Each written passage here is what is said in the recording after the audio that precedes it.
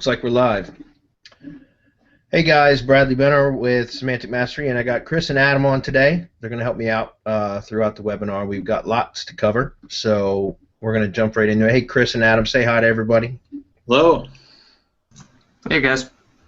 Let's see. I'm going to go over the notes first, what we're going to do, and then let me actually just go full screen here. It'd be better. And then we're going to jump into some of this stuff because I got some pretty interesting information. You guys can see my screen, correct? Yep. Okay, Panda 4.1, new patent explained. SEO by the Sea put out a really good article about the patent. He's always really good about that, explaining the patents and stuff. So I'm going to actually grab this article right here, this link, and paste it in the chat for you guys.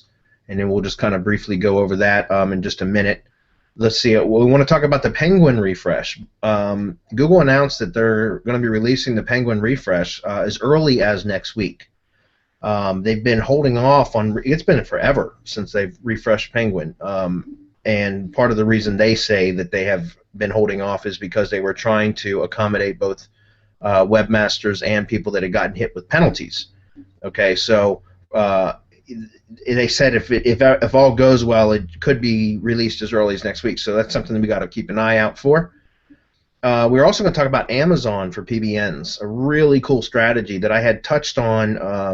I don't know, probably 3 webinars ago, so about 6 weeks ago, I mentioned it, and I had tried unsuccessfully to use Amazon. I couldn't figure out how to make it work. Well, I actually figured out how to do it with the help of some training from Peter Garrity. The idea came from Terry Kyle from SEO Traffic Hacks, but I couldn't figure out how to get it to work. And then, like I said, I just recently done some training from Peter Garrity that showed me how to do it, and it's very, very cool. So I'm going to show you guys how to do that. We're going to walk through a setup, a very quick setup on one of them, and then I'm going to show you some examples that I have set up in the past week.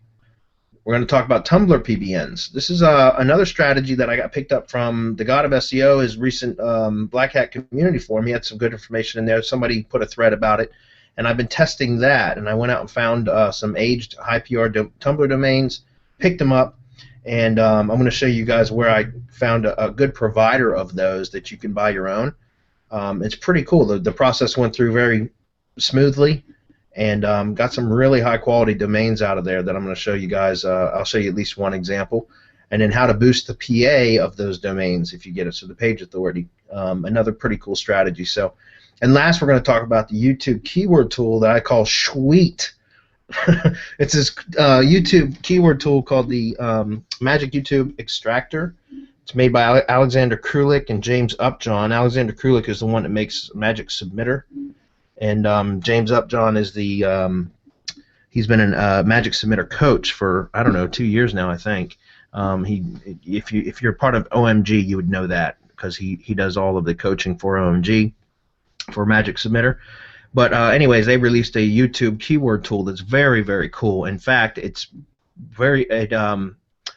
I want to go over this specifically this week because last week we had the training about using Boolean searches to find video clients and also to find low competition keywords, low video competition keywords. So this tool actually does all of that for you. It doesn't find you clients, but it finds keywords that are that have very little competition, and it sorts by competition, that sort of thing. So it's perfect complement to what we did last week, and I found it to be a very useful tool, and I highly recommend it. So we'll go over that, and we'll walk through using that. So, Chris, as normal, if anybody jumps in with any questions, just please let me know. Sure thing. All right, guys, let's see, the Panda. Let's start off with that. Let me drop this in the chat.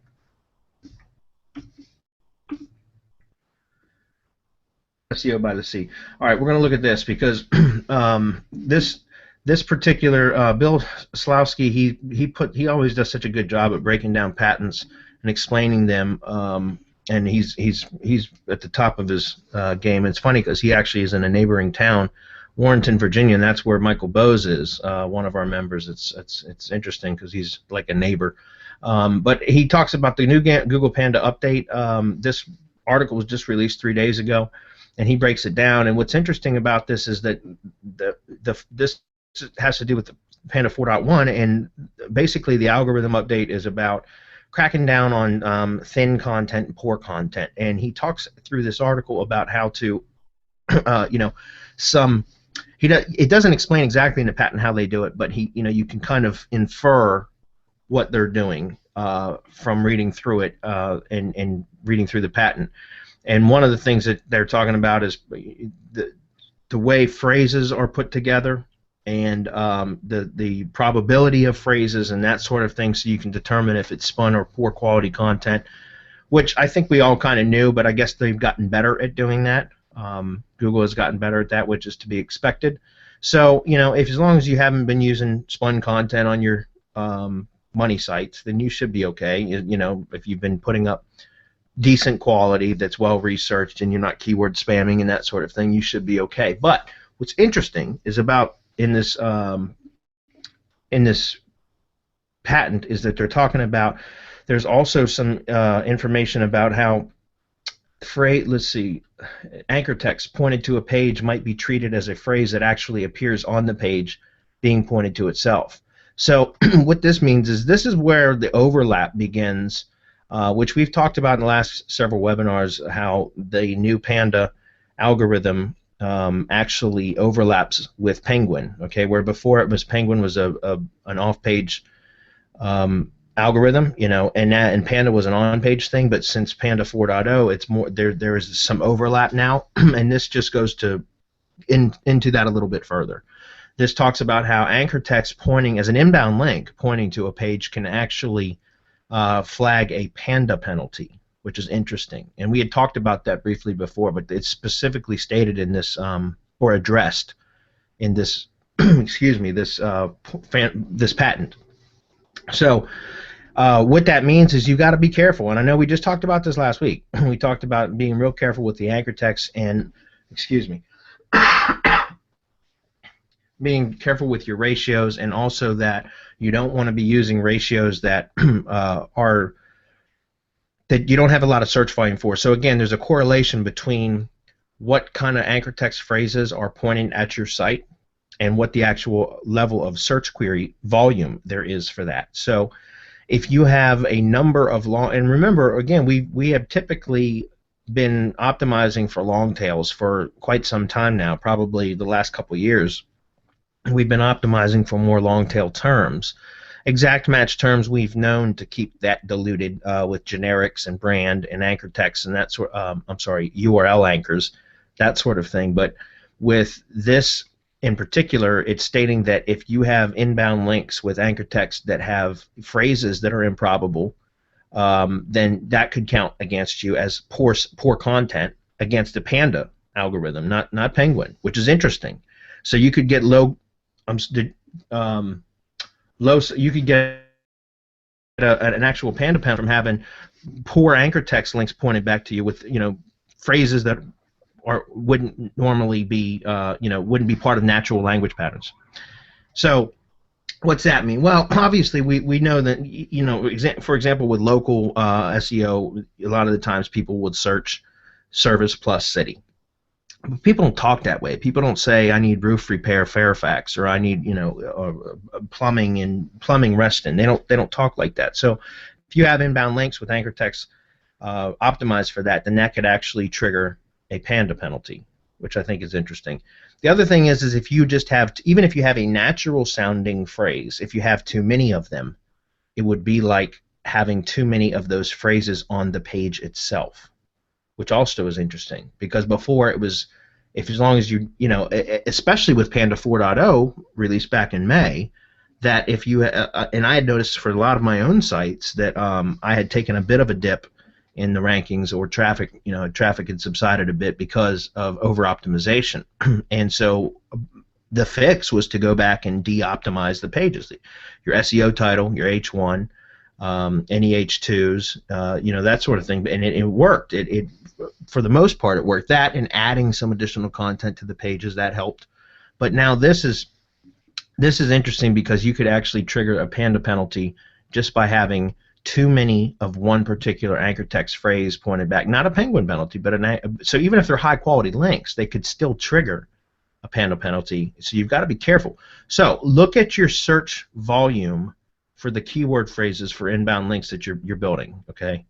And determine, and no, I can't tell you what the ratio is or what the number is, what the threshold is on a percentage basis. I don't know. It's going to take more testing and also monitoring of existing sites and that I have in client sites before I can make any type of determination or estimation of what that threshold is. But I would keep it very, very low. In other words, if you have, I would try to keep your inbound link profile with exact match keywords down very, very low, even lower than we have in the past, and only if you're using keywords that are, long tail, exact match stuff.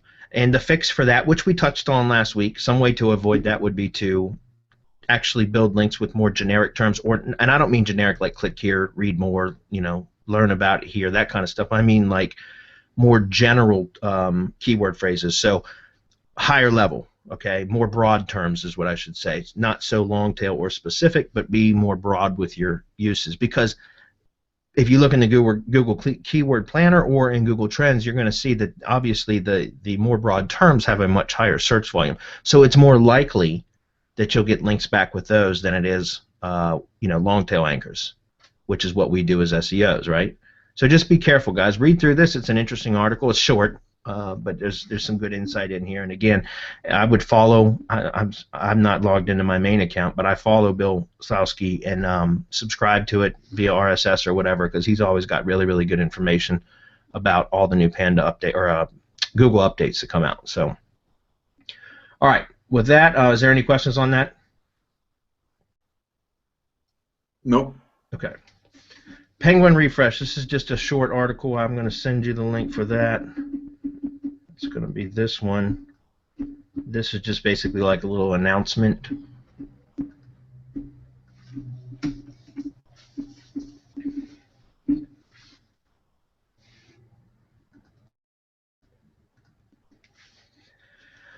Refresh may come as early as next week. Excuse me. This was posted today, and basically they talk very briefly in here about Google Webmaster Trend Analyst and Search Quality Engineer said at the Search Marketing Expo that Google may be launching the Penguin algorithm refresh sometime next week. And this is not just a refresh, but a large rewrite of the algorithm that took Google almost a full year to release. Remember, it's been a long time. I believe the last Penguin update was October of last year. So it's been a year. So this is actually, it's good to see it come out, especially for anybody that had been hit with Penguin penalty in the past, and that's part of the reason, if you read through this, that they have not released it sooner, is that there's a chance that you could come back now if you've cleaned up your link profile. Now, they mentioned that if you had done he says if you disavowed bad links now or as of about 2 weeks ago, it will likely be too late for the next Penguin refresh. However, there was a whole industry that spawned out of the Penguin penalties. Link detox tools by Kemper Research. That's basically one of the most prominent tools for Penguin recovery and for link removal and that sort of thing. Finding toxic links. Another one is cognitive SEO.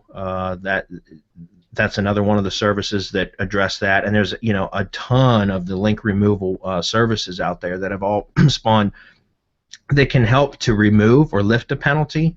But for the average webmaster or people that don't have the resources to spend on those services or those tools, which can be quite pricey, it's been very difficult, even if you've tried to clean up your link profile, to get the penalty removed, because it was algorithmic. We're not talking about a manual penalty. We're talking about an algorithmic penalty, and this could, according to what Google is claiming, could address a lot of that and could make a lot of people happy. Now, we shall see. I wouldn't hold my breath, but we shall see. And in the meantime, I'm going to, just keep an eye out on your sites, guys, for the next week to 2 weeks. And obviously, if you're not subscribed to some of the SEO blogs, maybe you should set up a Google alert or something like that, or set it up in Feedly as a, so that you can look at the headlines on a daily basis and keep an eye out, because when it does hit, I'm sure there'll be lots of noise out there about it, and you can just monitor your results. And by the way, if you have anything that you've seen any major shifting, please let us know in the community, because I'd be interested to know what either took a positive movement or a negative movement, and